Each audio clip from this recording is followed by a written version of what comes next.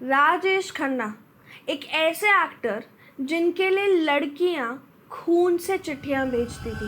ओ मेरे दिल के चैन आए मेरे दिल को दुआ कीजिए। क्या आपको पता है जिस बंगले में वो रहते थे, जिस बंगले में उन्होंने अपनी आखिरी सांसें ली, उसे हॉन्टेड माना जाता है। ये वही जगह है जहाँ पे राजेश खन्ना अपने आखिरी के दिनों में रहे थे। इस बंगले की थोड़ी हिस्ट्री जानते हैं। सबसे पहले से राजेंद्र कुमार ने खरीदा था। राजेंद्र कुमार भी एक काफी मशहूर एक्टर है। राजेंद्र कुमार की जब स्टार्टिंग की कुछ फिल्में चलने लगी थी तो वो एक घर की तलाश में थे, क्योंकि वो अपने परिवार के साथ एक अच्छी जगह शिफ्ट होना चाहते थे। उस वक्त पे राजेंद्र कुमार को एक एस्ट्रोलॉजर ने ये बताया था कि वो एक ऐसी जगह नया घर खरीदेंगे जहाँ के आसपास सी हो। एस्ट्रोलॉजर की ये बात सुन के राजेंद्र कुमार काफ़ी ज़्यादा खुश हो गए थे। उसके कुछ दिन बाद राजेंद्र कुमार को थोड़ी बहुत सक्सेस मिलने लगी और वो अपना घर शिफ्ट करना चाहते थे, तो उन्हें एक बंगले के बारे में पता चला जो सी फेसिंग था। उन्होंने सोचा कि ये तो उसी डिस्क्रिप्शन से मैच करता है जो उन्हें एस्ट्रोलॉजर ने बताया था। वो उस बंगले को देखने जाते हैं और वहाँ पे ब्रोकर उन्हें बताता है कि जो बंगले का मालिक है वो इसे काफ़ी सस्ते में बेचने को तैयार है।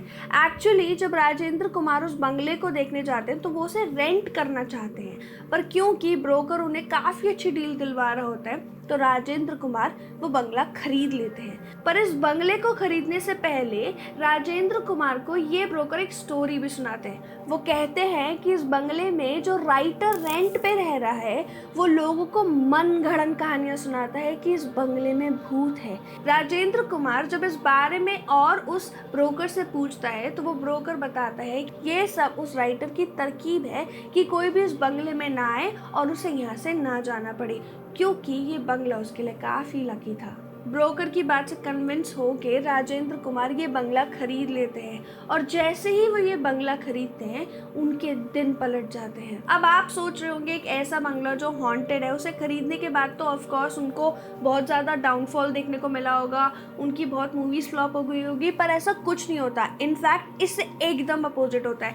उनका बंगला उनके लिए इतना ज़्यादा लकी साबित होता है कि ये खरीदने के बाद उनकी सक्सेस 10 गुना ज़्यादा बढ़ गई। राजेंद्र कुमार की बीवी घर खरीदने से पहले डरी हुई थी इस बंगले की भूतिया कहानी सुन के, पर जब राजेंद्र कुमार ने उन्हें विश्वास दिलाया उनकी बीवी ने उन पर यकीन करा और वो बंगला खरीदने के लिए राजी हो गई।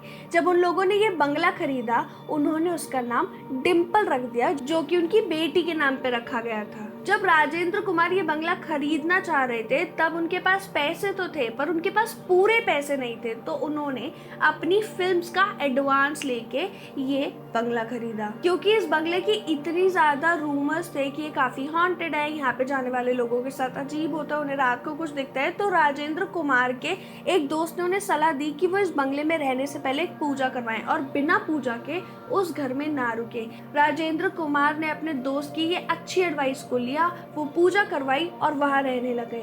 जैसे ही राजेंद्र कुमार वहाँ रहने लगे उनकी हर फिल्म हिट पे हिट जाती रही।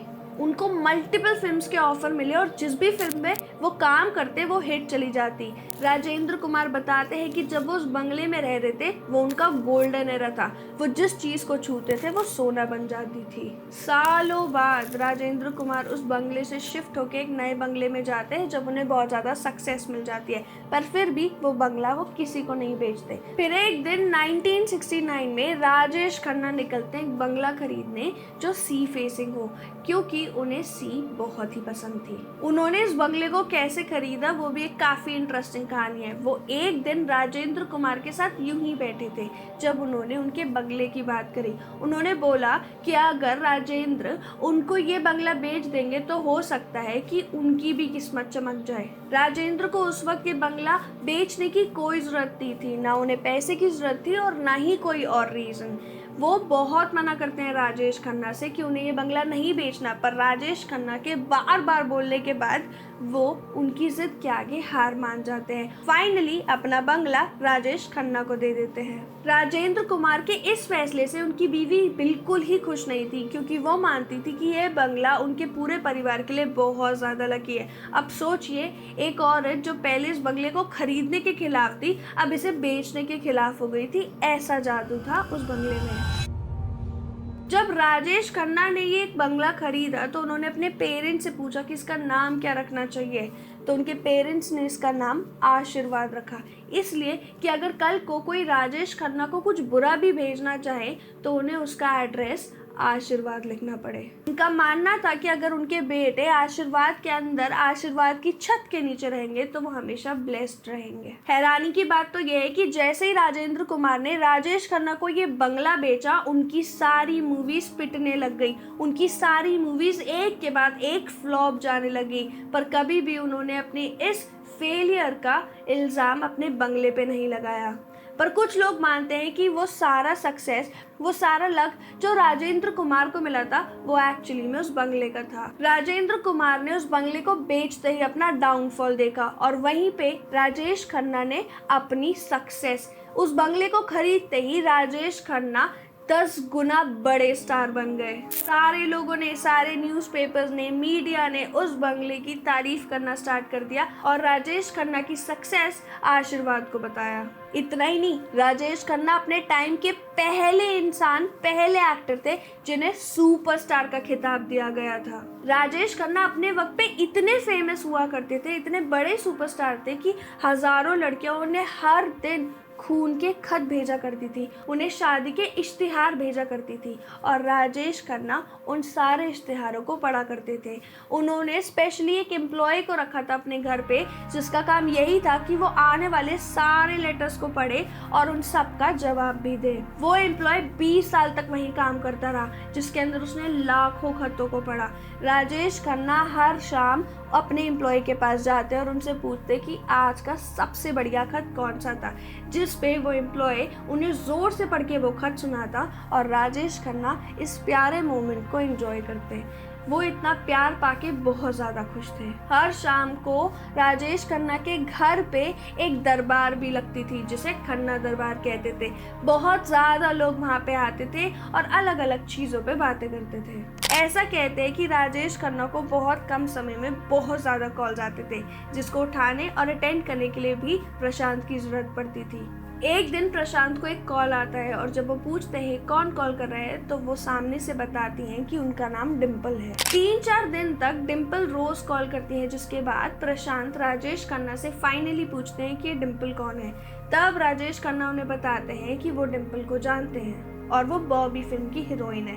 राजेश खन्ना प्रशांत से ये भी कहते हैं कि नेक्स्ट टाइम जब डिम्पल का कॉल आए तो उनसे अच्छे से बात करें और उन्हें राजेश खन्ना को फोन दे दें। पर इससे पहले कि ये हो पाता, डिम्पल अपने पिता के साथ उस घर में खुद ही आ गई। चुन्नी भाई कबाड़िया जब अपनी डिम्पल को लेके आशीर्वाद में आए तो प्रशांत को मिलके उन्होंने डिम्पल को इंट्रोड्यूस करा, जिसपे डिम्पल कहती हैं कि वो प्रशांत से बात करती हैं और वो प्रशांत को पहले से ही जानती हैं। दरअसल 3-4 दिन जब डिम्पल ने लगातार राजेश खन्ना को कॉल करा था, उस वक्त जब प्रशांत ने कॉल उठाया तो वो प्रशांत से काफ़ी देर तक बात करती थी और उन्हें काफ़ी रिस्पेक्टफुली एड्रेस भी करती थी। पर अपनी फर्स्ट मूवी के रिलीज होने से पहले ही 1973 के मार्च में उन्होंने राजेश खन्ना से शादी कर ली। ये शादी कोई ऐसी वैसी शादी नहीं, बल्कि इस पूरे वर्ल्ड की बिगेस्ट शादियों में से एक थी। इसने ना सिर्फ बॉलीवुड को पर पूरी दुनिया को हिला दिया था। राजेश खन्ना की शादी से उनकी 2 बेटियां होती है और सब कुछ सही जा रहा होता है कि फिर अमिताभ बच्चन की एंट्री होती है। अमिताभ बच्चन जब बॉलीवुड में आते हैं तो बॉलीवुड का शिफ्ट रोमांटिक फिल्म से एक्शन फिल्म्स की तरफ होता है और राजेश खन्ना का क्रेज शिफ्ट होके अमिताभ बच्चन के क्रेज में कन्वर्ट हो जाता है। ऐसा नहीं है कि राजेश खन्ना के फैंस जा चुके होते हैं, पर वही है कि जब टाइम बढ़ता है तो धीरे धीरे सारी चीज़ें एक एंड देखती हैं। तो राजेश खन्ना का ये एरा भी एक एंड देख रहा होता है। राजेश खन्ना ये बात सह नहीं पाते कि अब उन्हें लोग भुला रहे हैं। वो काफ़ी दुखी रहने लगते हैं, पर वो ये नहीं जानते कि उनके फैंस अब भी उनसे कितना प्यार करते थे।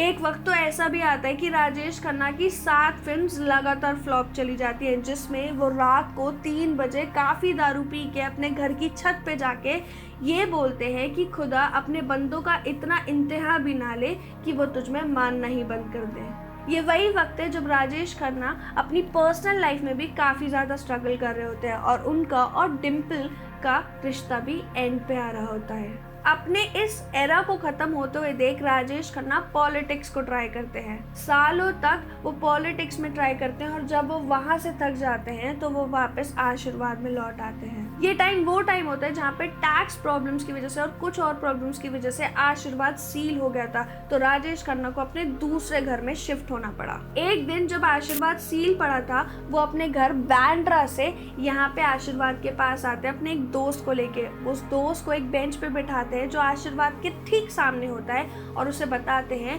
कि एक समय की बात है, यहाँ पे हजारों लोगों की भीड़ इकट्ठा होती थी सिर्फ मुझे देखने के लिए।